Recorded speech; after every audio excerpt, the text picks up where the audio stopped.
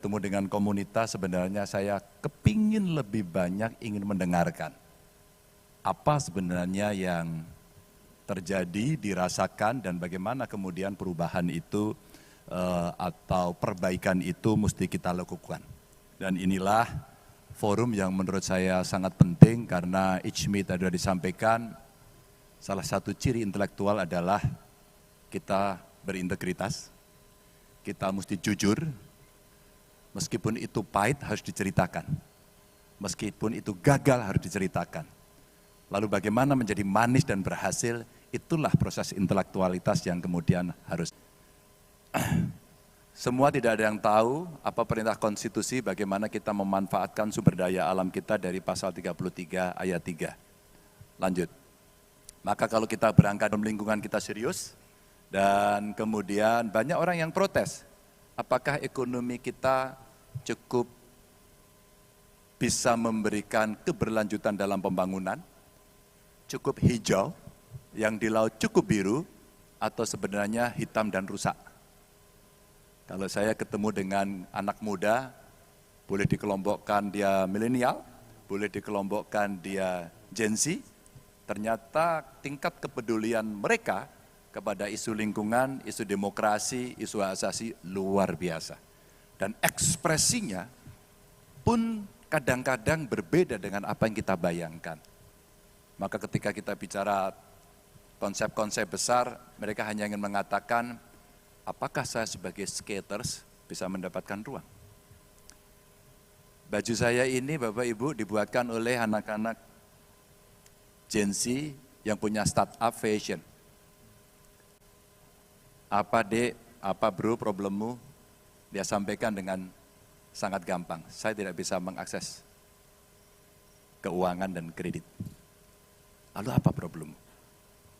Padahal sudah ada aturannya bahwa IP yang kita bikin itu sebenarnya bisa dijadikan kolateral.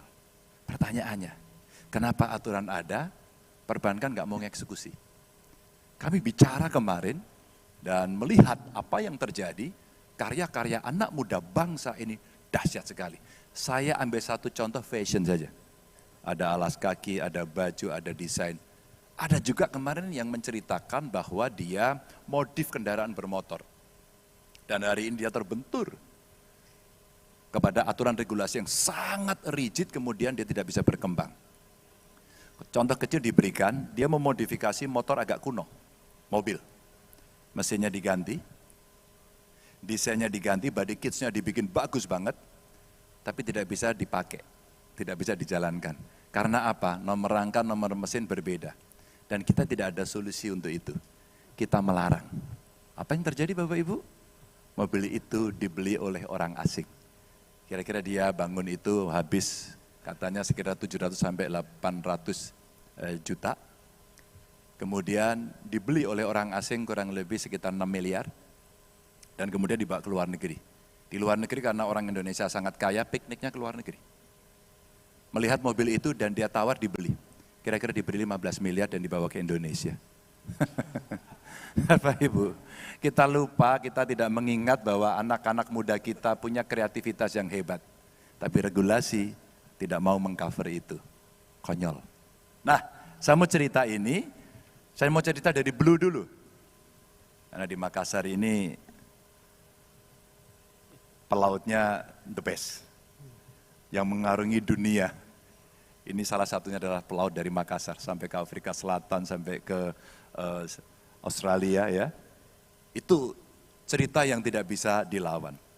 Maka kalau saya sampaikan dalam paparan ini, ada 77% wilayah laut dan perairan kita, itu kita akui, namun sektor maritim ini hanya berkontribusi 7,6%. Waktu saya mendengarkan pidato pengukuhan Prof. Haris Satria, saya jatuh cinta pada paparan beliau. Wah, bagaimana tidak usah terlalu keras. Tepuk tangannya, saya tidak menyediakan sepeda di sini. Biasa aja. Intelektual itu kalau disanjung-sanjung biasa. Politisi lah kadang-kadang melayang gitu. Biasa aja. Prof. Ari ini udah biasa disanjung kok. Dikritik juga sering ya Prof ya. Beliau sampaikan bagaimana IPB akan menjadi bioscience university. Sesuatu menurut saya yang menerobos maju ke depan. Dan itu Bapak Ibu hampir terjadi hari ini dan kita belajar dari kasus COVID kemarin. Dengan santai beliau antar saya keliling-keliling, Pak Ganjar kita mau buat kaca bahannya dari kayu gitu ya Prof, tak inget-inget ya Prof.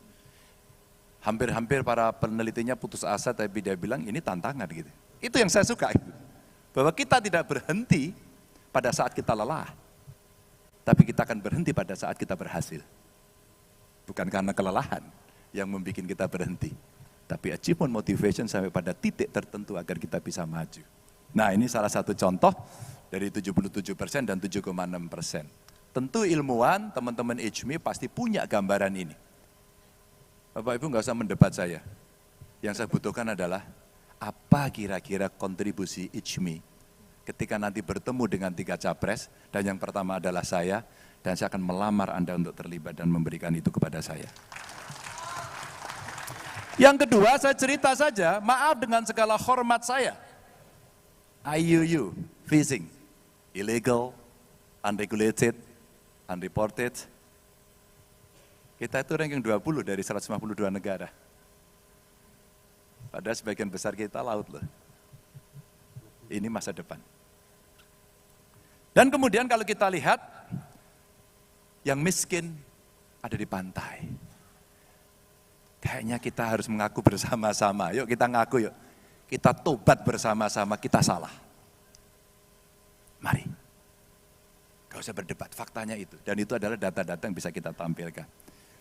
Bapak Ibu, dari sekian yang kemudian mendapatkan kredit itu kurang lebih 8,25% NPL-nya dari mereka. Itu nilainya nggak terlalu banyak sih, 186. Saya kemarin mulai menghitung-hitung untuk membebaskan ini, write off. Tapi skimnya mesti disiapkan agar mereka bisa melaut dengan baik. Dia kemudian tidak dikendalikan oleh tengkulak, dan dia punya akses itu untuk menjadi sebuah nelayan yang hebat, yang kuat. Ini saya bercerita. Satu data tangkapan dan stok ikan nasional, solar subsidi, cuaca, dan distribusi menjadi indikator-indikator yang coba kami rekam. Yang itu menjadi persoalan mereka. Saya hakul yakin di sini banyak ahlinya di situ. Mudah-mudahan mulai terganggu dan tergoda untuk memikirkan, ya kira-kira ini bisa kita selesaikan dengan cara-cara mungkin baru atau cara lama yang diperbaiki. Dan tentu saja penegakan dan pembatasan penangkapan ikan kecil ini yang selalu coba kita lakukan untuk memberikan penjelasan kepada industri industri perikanan tangkap untuk kemudian mereka bisa memilih, terus kemudian bisa sustain. Ya ada kontroversi model Bu Susi waktu itu dengan cantrang yang sangat luar biasa, ganti menteri kemudian berdebat panjang, dan yang terjadi yang saya dengarkan saling menyalahkan, bahwa sudah ngaku bersama-sama. Ya, kita salah merencanakan, itu jauh lebih baik. Daripada kemudian saling tunjuk dan akhirnya nelayan kebingungan karena dia kemudian tidak bisa mendapatkan kepastian. Saya ke Lampung kemarin, Pak Ganjar tolonglah, kenapa kami ngurus izin kapalnya sulit? Menyebalkan. Maka ini butuh troubleshooting untuk kita tembakkan agar kemudian bisa enggak ya negara ini mulai mereform yang kemudian ada indikatornya, ada KPI-nya, yang kemudian layanan yang mudah, murah, cepat, ini betul-betul bisa dilihat. Simpel saja, simpel saja. Dan izin kapal ini kemarin kemudian menjadi komplain para nelayan yang ada di Lampung. Lalu saya minta, bro, kasih ke saya hari ini, saya telepon menterinya hari ini. Besoknya saya ketemu Pak Menterinya, saya sampaikan, oh itu di provinsi, Cilaka lagi. Cilaka lagi. Oke kalau gitu nanti saya bicara dengan gubernurnya, kebetulan insya Allah saya kenal dengan dia. Nah, ini bagaimana menyelesaikan problem-problem yang dia. Dari sini juga, ekosistem pantai dan laut Indonesia itu menyerap kurang lebih 70% karbon dunia. Saya kira dalam keketuaan kita di ASEAN umpama, kemarin sempat di G20 umpama, sebenarnya isu ini minimal di ASEAN saja sudah bisa kita kembangkan. Bapak Ibu, kita butuh diplomat handal. kita butuh ilmuwan seperti yang ada di ICMI untuk memberikan masukan. Agar kemudian bisa diformulasikan menjadi sebuah keputusan. Terbayangkan?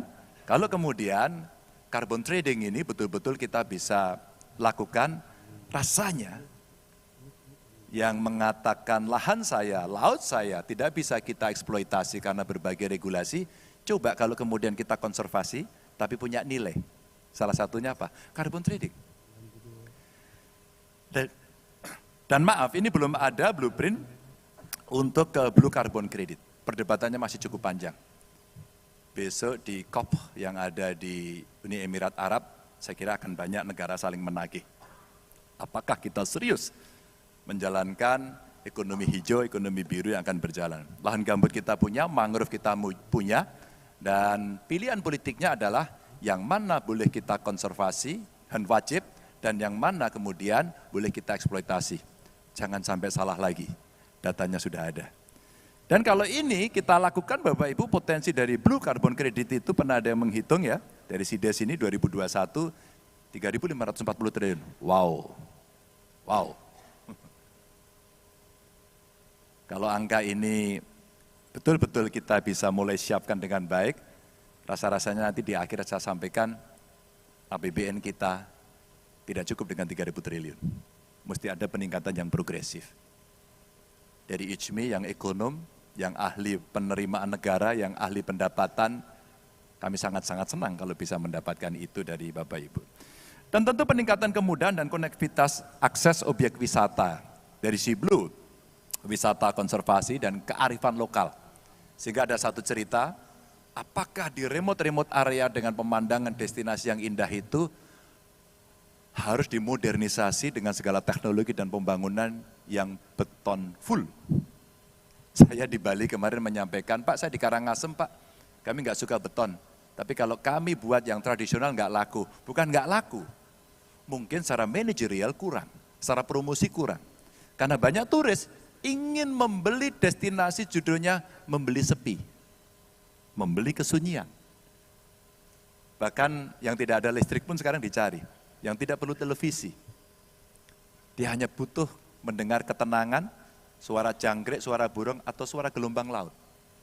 Bapak Ibu, dan kita punya banyak sekali pada soal itu. Ini wisata konservasi dan kearifan lokal. Maka untuk itu butuh skill set. Ada vokasi, sekolah vokasi tentu untuk meningkatkan keterampilan dan cepat. Teknik lingkungan menjadi penting untuk kita berbicara bagaimana mengkonservasi dan ketika membangun betul-betul ini tidak melukai. Dan terakhir tentu soal problem ekonomi dan manajerialnya. Lanjut. Bapak Ibu yang sangat saya hormati, apakah sudah makan? Yang belum makan angkat tangan? Angkat tangan coba. Maksudnya saya sendiri ini, maksudnya gitu. Siapa tahu habis ini kalau sini ya di Makassar. No. Makang ikang.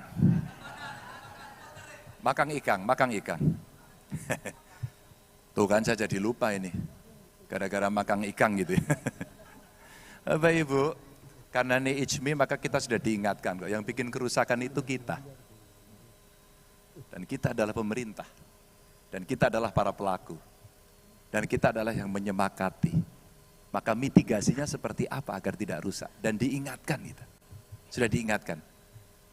Kerusakan itu karena kita. Maka betapa pentingnya membuat proses kebijakan yang meminimalisasi. Bukan menghilangkan loh ya, meminimalisasi kerusakan yang ada. Lanjut.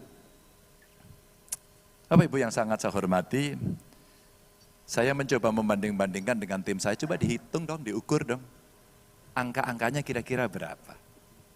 Kalaulah kemudian kita akan mencegah, mengurangi, dan memperbaiki kerusakan lingkungan, kira-kira kita butuh duit 1.371 triliun. 17,8 triliunnya ini, kalau kita lihat, ada tanggungan BPJS. Apa hubungannya? Bapak Ibu, beberapa waktu lalu kita digegerkan di Jakarta karena penyakit ISPA. Siapa yang mencemari? Mobil menjadi tertuduh. Siapa yang mencemari? Industri yang berbahan bakar fosil menjadi tertuduh. Dan kemudian apa? Orang batuk-batuk, orang marah-marah, tertidur lagi ada kerusakan lingkungan dan kemudian kesehatan. Ini contoh saja. Kalau kita buat modeling sebelah kanan ini, model pencapaian atau persentase energi baru terbarukan atau EBT, air, geothermal, matahari, angin, macam-macam lah yang bisa kita lakukan. Ini kita punya potensi. Kami coba cari dari SDM itu, Sulawesi Barat itu punya potensi yang cukup tinggi. Ada dari Sulawesi Barat? Ada? Oke. Sudah makan? Sudah ya. Kenapa angkat tangannya pelan-pelan? Ya, oke. Sulawesi Selatan, ini paling banyak pasti. Sulawesi Selatan, ini ada 27,6%. Gorontalo? Hadir. Jagungnya masih ada Bu sana? Banyak. Ibu kayak malu-malu. Sebenarnya di Gorontalo jagungnya banyak nggak Bu? Oke, banyak mana Bu dari Jawa Timur dan Jawa Tengah? Oke, tapi Gorontalo itu dengan jagung waktu itu kemudian menginspirasi yang lain. Akhirnya, sebenarnya kita bisa kerjakan gitu ya. Maluku ada Maluku? Maluku? Lu dari Maluku? Luar biasa, ada 33%. Kalau kita investasi untuk transisi energi, kira-kira butuh 1.300 triliun. Mau pilih yang mana? Kiri atau kanan? Ini angka-angka yang diperbandingkan. Jangka panjangnya kita butuh investasi tinggi dan dunia akan lebih baik. Atau kita menggunakan yang ada dan kemudian punya dampak yang lain. Bapak Ibu, ini ikhtiar kita untuk mencari pilihan-pilihan kebijakan yang baik. Dan tentu saja kalau kita ngambil yang kanannya Bapak Ibu, 1.300 triliun untuk investasi transisi energi nasional hingga 2030 kira-kira, maka potensi lapangan pekerjaan akan terserap 3,7 juta. Sekali lagi, skill setnya ada teknik lingkungan, pangan, data science, terus kemudian material yang bisa di-recycle. Ini isu lingkungan yang ada, ekonomi sirkular nanti akan berjalan. Saya di Lampung kemarin ditunjukin di pabrik nanas, itu bagus sekali. No waste itu. Jadi tidak ada yang tidak digunakan, mulai dari sawitnya, terus kemudian ada nanas di sana dan semua diolah untuk pakan ternak, dia pelihara sapi, sapinya kotorannya diambil, berputar terus. Ini yang terjadi. Lanjut.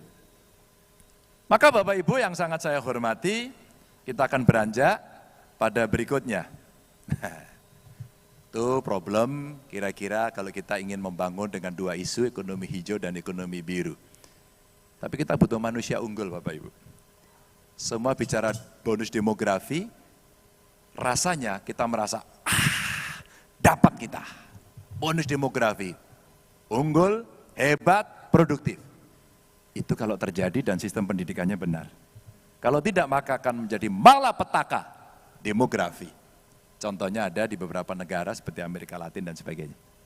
Kita ingin melihat suksesnya Jepang, Korea, kalau di Asia dan Tiongkok saya kira. Yang memanfaatkan bonus demografi itu. Maka Bapak Ibu, yang di atas itu ada persoalan, yang di bawah kira-kira solusinya. 35,3% dari NTT, ada dari NTT yang hadir? Mohon maaf, nggak ada ya. Ini dari NTT ini memiliki prevalensi stunting cukup tinggi, 35,3%. Papua memiliki AKI tertinggi, angka kematian ibu melahirkan, dan ini kira-kira 565 kematian per 1.000 kelahiran yang hidup. Saya belajar ini kira-kira 10 tahun menjadi eksekutif, menjadi gubernur, betapa pentingnya AKI AKB. Data untuk kita lihat, dan bagaimana kita mencegahnya. Angka kematian ibu melahirkan dan angka kematian balita. Dulu, indeks itu tidak terlalu saya perhatikan, jujur sih. Ternyata setelah kita bicara mau SDM yang bagus, kalau ini tidak ditangani, tidak bisa. Beberapa perguruan tinggi besar sudah punya banyak sekali riset. Para peneliti sudah mengundang kami untuk diskusi. Dan ternyata risetnya luar biasa. Pertanyaannya, itu disimpan di perpustakaan atau kita hilirisasi? Lanjut, Maaf. maka ada... Waktunya sedikit lagi Pak. Oke, 20% prevalensi stunting mesti kita turunkan dan AKI AKB-nya mesti kita turunkan. Manusia unggulnya, ini kalau Indonesia Timur hanya 55 perguruan tinggi yang terakreditasi unggul. Ini perhatian soal pendidikan. Maka kita butuh untuk menggandakan anggaran yang lebih banyak agar minimal problem kemiskinan kita selesaikan, satu keluarga miskin kita dorong yuk, ada satu sarjana yang kita harapkan bisa merubah. Ya. 10 provinsi dengan persentase penduduk miskin masih didominasi oleh Indonesia Timur, maka penting kita memberikan skill kepada mereka agar cepat kerja. Ada BLK komunitas tiap desa, penyuluhan SDM terlatih pada sentra-sentra industri, dan nanti di ujungnya kita mesti perhatian sama lansia kita. Ya kan? 20% lansia memiliki akses bantuan sosial, 11% lansia di bawah garis kemiskinan, dan mereka mesti kita jamin kesehatannya, simplifikasi layanan sampai jaminan hari tua agar mereka hidup bahagia. Hidup bahagia. Saya melihat video, testimoni, dan filmnya Habibie, ini ada putranya soalnya. Luar biasa. Keluarga ini menjadi keluarga idola dan idaman. Tapi nilai-nilai spiritualitas yang diberikan mengajarkan kepada kita untuk menjadi arif. Begitu ya Pak Arif? Lanjut. Maka yang ini akan menjadi catatan-catatan buruk TPPO di depan mata kita. Saya pernah menangani ini dan ini teman-teman dari Indonesia Timur, dari NTT. Trafficking, aduh luar biasa. Karena satu tidak punya pendidikan, tidak ada lapangan kerja dan mereka harus pergi meninggalkan tempatnya. Maka penegakan aturan yang tidak kompromi nggak bisa. Juga ada sih jejaring-jejaring yang dia mainkan, termasuk nanti tidak hanya soal itu, tapi soal masuk dalam jebakan bisnis-bisnis perjudian. Saya pernah bekerja sama untuk mengeluarkan mereka yang dijebak dalam bisnis online yang ada di Kamboja. Alhamdulillah semua bisa pulang. Dan terakhir Bapak Ibu, next, lanjut. Maka kalau kita melihat, saya masih pengen yang punya ahli, APBN kita harus tinggi. Kita harus menjadi negara kaya karena negara ini memang kaya. Bagaimana caranya? Inilah teknik metode yang kemudian secara ilmu pengetahuan mesti kita sampaikan. Yang kedua, agenda reformasi kita yang masih ditunggu-tunggu dan sampai hari ini masih menjadi kritik publik adalah KKN. Korupsi, kolusi, dan nepotisme. Maka digitalisasi sistem pemerintahan menjadi sebuah keharusan, karena disitulah kemudian orang bertemu orang akan dikurangi, meskipun kita jago menyiasati, saya mengingatkan. Dan tentu terakhir, satu data Indonesia sangat kita butuhkan untuk membuat perencanaan di sektor manapun, Maka siapa yang akan melaksanakan untuk membantu nanti mesti ada KPI based kabinet yang transparan. Jadi kalau menteri mau melaksanakan Anda buruk di mata rakyat, rasanya Anda harus berhenti dengan baik-baik agar bisa digantikan oleh orang yang mumpuni. Wassalamualaikum warahmatullahi wabarakatuh. Waalaikumsalam warahmatullahi wabarakatuh. Terima kasih Pak Ganjar Pranowo sudah menyampaikan paparan visi misi. Boleh, monggo. Selanjutnya kami silakan pada Bapak Ilham Habibie sebagai Ketua Dewan Pakar untuk